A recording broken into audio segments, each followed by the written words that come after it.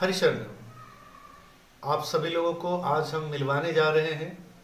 इस वर्ष 2022 में जो बिहार टॉपर है, फोर्थ रैंक, हमारे ही कोचिंग गुरुकुल साइंस कोचिंग से है और वो पूरी समस्तीपुर शहर का टॉपर भी है। ऑब्वियस सी बात है, जो बिहार में फोर्थ रैंक होगा डेफिनेटली वो उस जिला का टॉपर भी होगा। तो कैसे गौतम ने अपनी पूरी तैयारी की उस कोरोना काल में, जहाँ पे सभी स्कूल कोचिंग बंद पड़े थे, फिर भी वो लगातार प्रयास कर रहा था टॉपर आने के लिए। क्या था उसके मन में, कैसे उसने तैयारी की, क्या क्या उसके रास्ते में बाधाएं आई, इन सभी चीज़ों पे हम डिटेल से बात करेंगे गौतम से। और उन्होंने कैसे अपना प्रेजेंटेशन दिया इंटरव्यू में और कैसे कॉपी उन्होंने लिखने का काम किया है बोर्ड में, इन सब चीज़ों पे हम लोग विशेष तौर पे बात करेंगे। तो चलिए बच्चों, हम लोग आज देखते हैं गौतम से क्या सब उन्होंने किया। चलिए गौतम भैया, बहुत बहुत मुबारक हो आपको जो आपने बिहार में फोर्थ रैंक पाया और पूरे शहर में गुरुकुल का मान बढ़ाया। इसके लिए भी आपको धन्यवाद। आपने क्या सब सोच रखा था इस दिन के लिए? मैं जब एग्ज़ाम देकर आया था तो मैं सोच रहा था कि 450 प्लस मार्क्स आ जाना चाहिए। और कभी कभी ये भी होता था कि बोर्ड से कॉल आया इंटरव्यू के लिए, मैं वेट कर रहा था। लेकिन एक दिन सुबह सुबह 8 बजे के करीब बोर्ड का कॉल आया कि आपको कल 10 बजे इंटरव्यू के लिए आना है।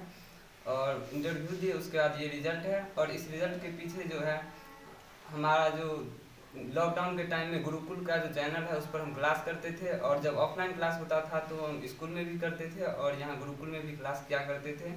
और इसमें सबसे ज़्यादा योगदान मेरे माता पिता और मेरे गुरुजी गुरु मिनेश जो हैं उनका है।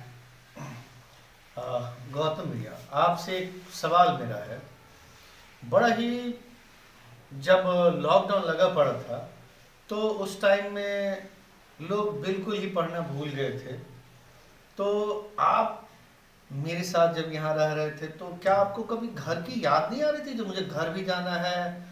क्योंकि लॉकडाउन में तो लोग आ जा नहीं रहे थे, तो फिर आपको घर की याद नहीं आ रही थी जो हमें घर भी जाना है? क्या मन में हो रहा था जो आप घर नहीं जाने की सोच रहे थे? घर की याद तो बहुत आती थी। फिर देखना था कि आगे एग्ज़ाम तो होना ही है, वो अपने समय से होगा। तो इसी सब बातों को, एग्ज़ाम को ध्यान में रखते हुए मैं अपने मन को मार कर यहाँ रहा, तो आज इस मुकाम को पाया। गुरुकुल साइंस कोचिंग में जब आप रह रहे थे तो आपको सोने के लिए तो बिस्तर भी नहीं हुआ होगा, तो कैसे बेंच पे, आप छोटे से बेंच पे रात गुजारते थे? छोटे से बेंच पे स्टूडेंट लाइफ में अगर दिक्कत ना हो तो फिर स्टूडेंट लाइफ का मज़ा नहीं आता है। तो हम बहुत अच्छे से स्टूडेंट लाइफ को एंजॉय किए हैं, और गुरुकुल तो मेरे लिए एकदम घर जैसा था। बहुत अच्छा वातावरण मिला मुझे यहाँ इस मुकाम तक आने के लिए। कभी मेरे पे गुस्सा नहीं आया जो गुरुजी बहुत सख्त है, मोबाइल यूज नहीं करने देते हैं, उधर घूमने नहीं जाने देते हैं, बहुत सारे रिस्ट्रिक्शन गुरुजी लगा रखे हैं? गुस्सा तो नहीं आता था, बट कभी कभी मन करता था जाने का। फिर भी जाने का तो सोचते थे कि आप जो अगर कुछ कहते हैं तो वो मेरे लिए ही कहते हैं, ना कि आप खुद के लिए। अगर आज अच्छा नंबर आया तो मेरा ही मार्कशीट अच्छा आया, मेरा ही नाम है सब जगह, तो ये आप अपने लिए नहीं मेरे लिए कहते थे। हमेशा यही सोचकर मैं गुस्सा नहीं करता था। एक घटना मुझे याद है, जब दिसंबर या जनवरी माह में आपकी माताजी का टेम्पो से एक्सीडेंट हो गया था, तो बहुत दुखद पल था वो आपके लाइफ में। मुझे याद है जो मैं उस दिन भी आपको डांट रहा था और कह रहा था जो ठीक है भाई, आप जाइए अपनी माताजी का सेवा कीजिए, क्योंकि वो बेड पे चली गई थी। बड़ा भावुक थे आप। मैं उस दिन को अभी भी याद रखता हूँ। उस दिन भी शायद मैं कुछ रूड आपसे बात कर रहा था। उस दिन भी गुस्सा नहीं आया? गुस्सा इसलिए नहीं आ रहा था क्योंकि गुस्सा अगर आए भी तो वो उतना आना जरूरी नहीं था, क्योंकि आप जो कह रहे थे वो भी अपनी जगह पर एकदम सही था। क्योंकि माँ जो है वो लाइफ में कुछ भी मिल सकता है, लेकिन माँ बाप ऐसी चीज़ हैं जो नहीं मिलते हैं। तो आपका कहना बिल्कुल सही था, और किसी तरह मैं उसे उसको भी ध्यान में रखते हुए, थोड़ा उससे बचते हुए आज यहाँ तक आया हूँ। मैं आप लोगों को बताऊं, जब इनकी माताजी का एक्सीडेंट हो गया था तो मैं खुद कहा गौतम भैया, अब शायद टॉपर का जो सपना हम आपने देखा है वो थोड़ा सा मुमकिन नहीं दिख रहा है, क्योंकि अब आप डाइवर्ट होंगे। आप जाइए अपनी माता जी की सेवा में, उनकी सेवा कीजिए, क्योंकि हर एक माँ का उम्मीद उनका पुत्र हो। पर आपको जान के बहुत अजीब लगेगा, ये उस दिन रात भर बेचारे रो लिए, मुझसे कुछ नहीं कहे। अगली सुबह एक बार फिर से फुल एनर्जाइज होके, सर हम अभी भी यहीं रहेंगे और बस एक दिन की छुट्टी दे दीजिएगा, माता जी को हम केवल घर पहुंचा दें। और यकीन मानिए एक दिन की छुट्टी लेके ये घर गए और फिर शाम में अपनी माता जी को वहां पहुंचा के वापस आ गए। इस त्याग को मैं जितना भी अप्रिशिएट करूं कम है, क्योंकि अपनी माता जी से हर एक बच्चे को बहुत प्यार होता है और गौतम भैया ने उस प्यार का कद्र किया और हमेशा घुटन के साथ वो हमारे साथ जुड़े रहे, यहाँ बने रहे। इन्हें अक्सर खाने में भी दिक्कतें होती थी, मैं जानता हूँ। इन्हें खाने में भी दिक्कतें होती थी, मैं जानता हूँ। सोने में भी दिक्कतें हो रही थी, मुझे पता है। पर इन्होंने कभी मुझसे कोई शिकायत नहीं किया। मैं आप सबसे भी आग्रह करूंगा, बच्चों, अगर जीवन में कुछ पाना है, त्याग की प्रवृत्ति होनी चाहिए, डेडिकेशन होनी चाहिए। और सबसे बड़ी बात, आज जो आप कष्ट झेल रहे हो वो सिर्फ अपने आप को बनाने के लिए, ना कि किसी पे एहसान करने के लिए। मैं गौतम भैया से जुड़ी हुई कुछ और बातें आपको उनसे सुनवाता हूं। गौतम भैया, ऐसा मुझे याद आ रहा है, कभी कभी किसी बात को लेकर मैं आप पे गुस्सा भी हो जाता था। कभी शायद मुझे याद है मैं 1-2 बार शायद आपके पीट भी दिया। मुझे याद दिलाएंगे जो किन बातों के लिए ऐसा हम लोगों ने किया था? जैसे क्लास चलते रहता था तो उस टाइम में मतलब मैं बोल देता था बीच में, या फिर कभी कोई छोटी छोटी गलती हो जाती थी तो इस सब के कारण डांटते थे, बट प्यार तो बहुत करते थे। तो डांट उसके सामने कुछ नहीं है, वो तो बनने के लिए था कि कुछ कर पाए, इसके लिए आप डांटते थे। लेकिन ओवरऑल आपका प्यार बहुत ज़्यादा मिला मुझे।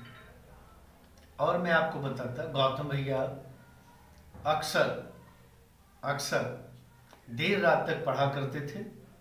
मैं 11-12 बजे तक खुद इन्हें देखकर जाता था और सुबह मेरे नीचे उतरने से पहले 6 बजे से पहले ये उठ भी जाते थे।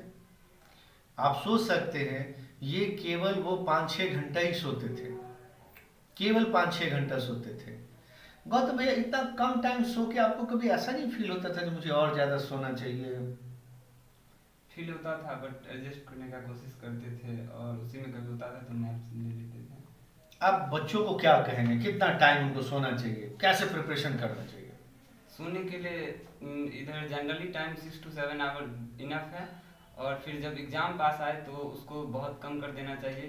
3-4 घंटा सोना चाहिए एग्ज़ाम टाइम में, और उससे पहले के टाइम में 5 घंटा, 5 से 6 के बीच में ही सोना चाहिए, ज़्यादा सोना नहीं चाहिए। एग्ज़ाम जब जितना करीब आने लगे उतना सोना कम है और जग करके पढ़ना है। क्योंकि जब आप इधर शुरुआती में तैयारी जो करते हैं, प्रिपरेशन करते हैं, उससे ज़्यादा जो है वो रिजल्ट आपका वो एग्ज़ाम के टाइम में जो आप करते हैं वो डिपेंड करता है कि आप कितना, कि उसके प्रोपोर्शनल में ही आपका रिजल्ट आता है।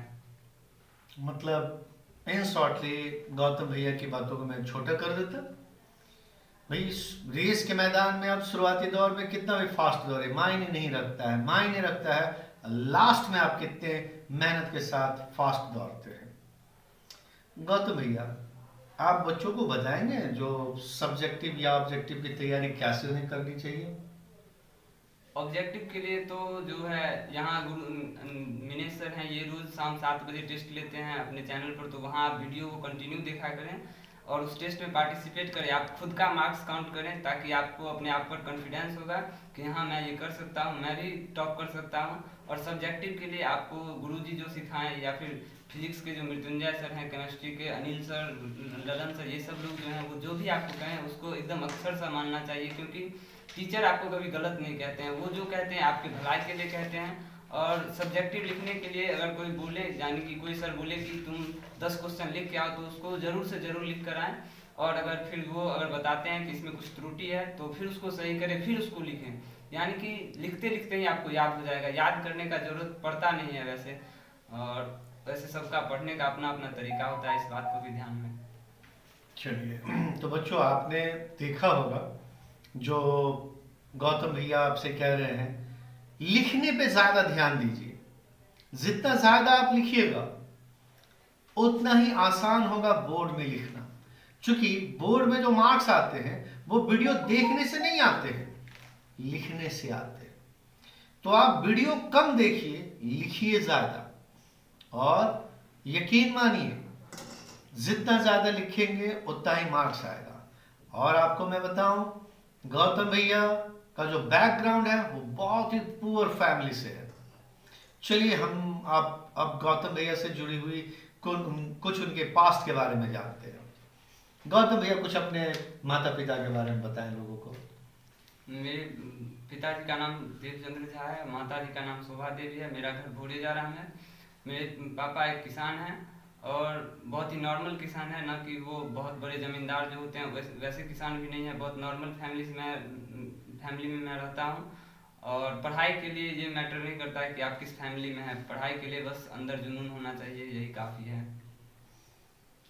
ऐसा मेरा अपना सोच है, जो पढ़ाई के लिए डेडिकेशन चाहिए, पैसा नहीं। जहाँ तक मुझे उम्मीद है, शायद आपने भी गुरुकुल को कुछ पैसा नहीं दिया है।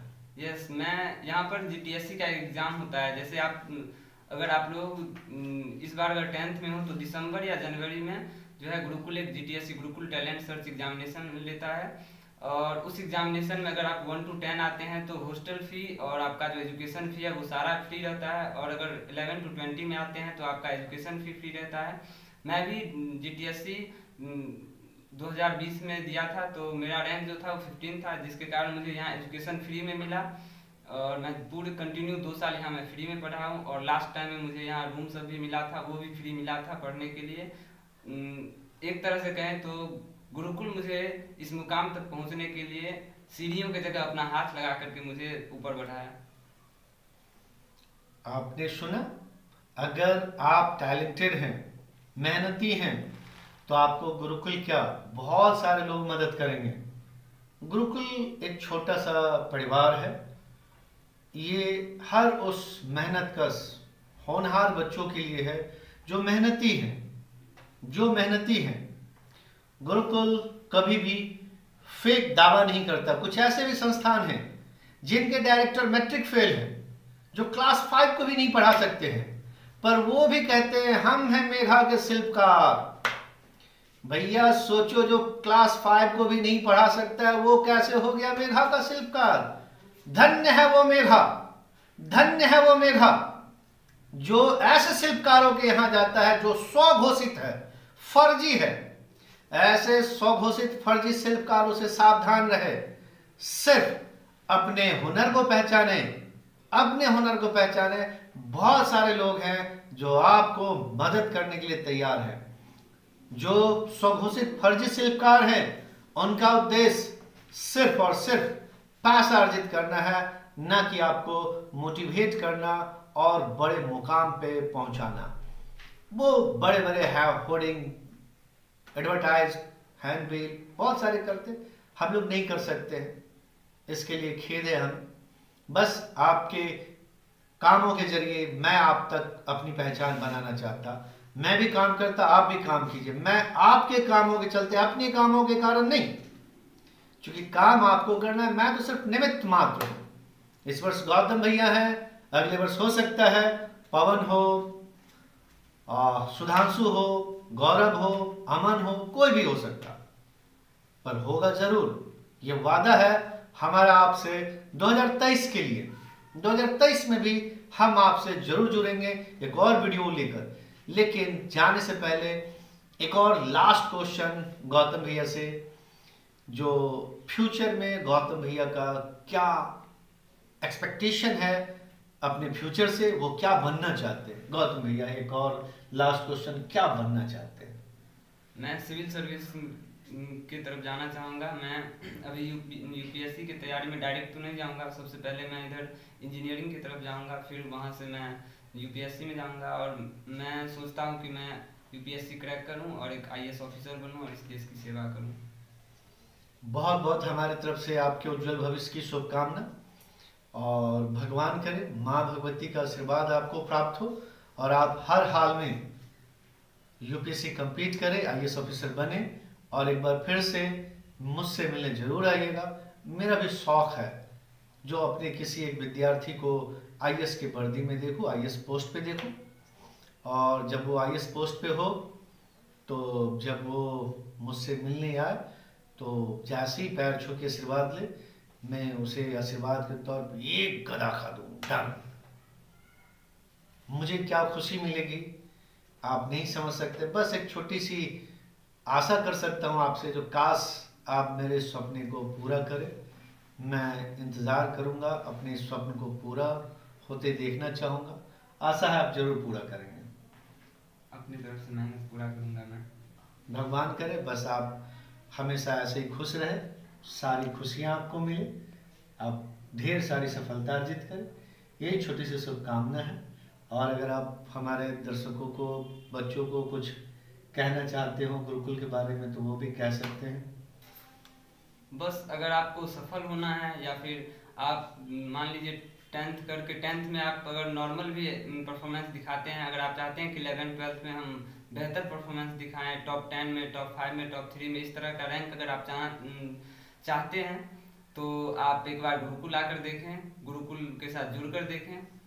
आपको अगर रिजल्ट ना मिले फिर आप बात करें, रिजल्ट मिलना एकदम 100% तय होता है यहाँ, क्योंकि यहाँ का पढ़ाई का जो लेवल है वो एक बेहतरीन होता है। हर विषय के अलग अलग फैकल्टी होते हैं, सब लोग बहुत ही अच्छे से पढ़ाते हैं, और यही मैं कहना चाहूँगा। चलिए बहुत बहुत धन्यवाद, और आप लोगों को भी बहुत बहुत धन्यवाद जो आपने अपना कीमती टाइम हमारे टॉपर से मिलने में दिया। और मैं चाहूँगा आप सब भी हमारे टॉपर के उज्जवल भविष्य की कामना करें, और कमेंट बॉक्स में ज़रूर लिखें जो गौतम झा, गौतम कुमार जरूर 2027 तक यूपीएससी क्रैक कर ले, और दिल से आप लोग भी इन्हें आशीर्वाद दें जो इनका भविष्य उज्जवल हो। धन्यवाद। इन्हें 469 मार्क्स आया है, और आप लोगों को कितना कितना मार्क्स आया वो भी जरूर लिखिएगा।